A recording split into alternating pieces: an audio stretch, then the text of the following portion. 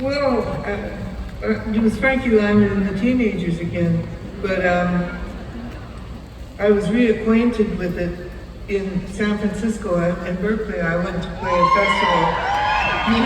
You from San Francisco?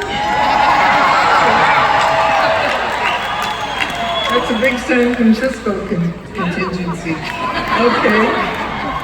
Well, anyway, I heard that Tim Hardin was there. He was a songwriter. Yeah! And he used to open for me sometimes.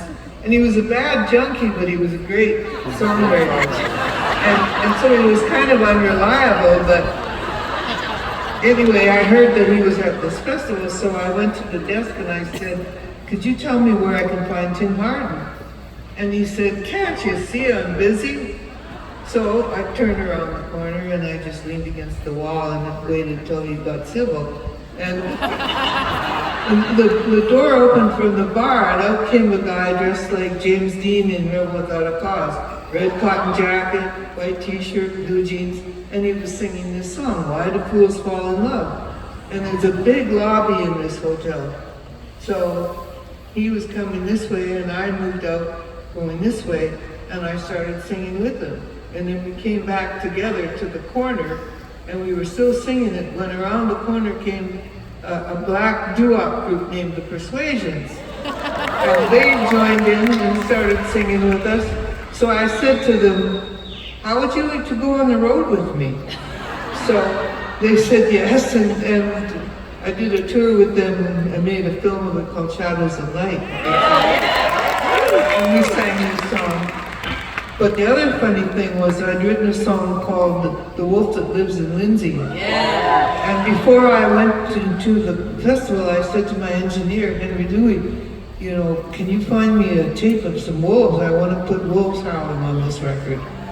So the kid in the red jacket comes towards me and he says, I'm having a party upstairs, you know, will you come? And I said, oh, I don't know, you know, it's getting kind of late. And he said, I've got a tape of some wolves. He said, I want to tape of some wolves.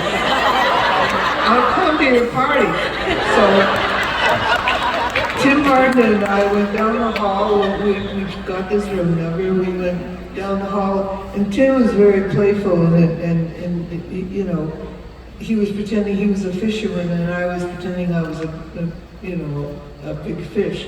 So I was leaping along, and he was really mean, and I was walking, and we went down the hall like that. And we got to the party, and we came in, and this guy had boxes of tapes with Band-Aids on them and homemade tapes with things written on them. So I said, you have a tape of some wolves? And he looked through it and he couldn't find it. And he said, well, take this instead. So he hands me this tape that says, hyenas, lions, it's all African. I went, this is no good, I need wolves, you know? So I took the tape and I went down to my room, picked up my guitar, put the tape in the machine, looked on the box again, and the very last thing on the tape was wolves. So I queued it up to the wolves, and they were singing in the same key as my song. So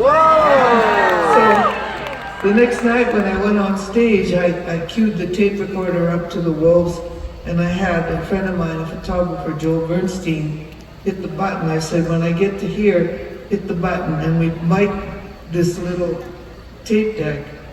And so the wolves accompanied me that night in The Wolf That Lives in Lindsey, and the audience howled me back on for my encore. The whole audience howled like wolves. Should we do it right now?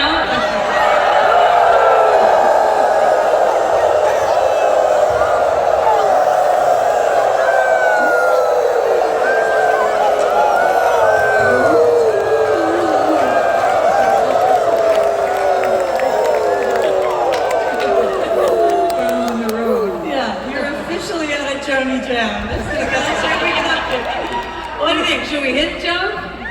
Yeah, let's see Why Do Fools Fall in Love. Yes, ma'am.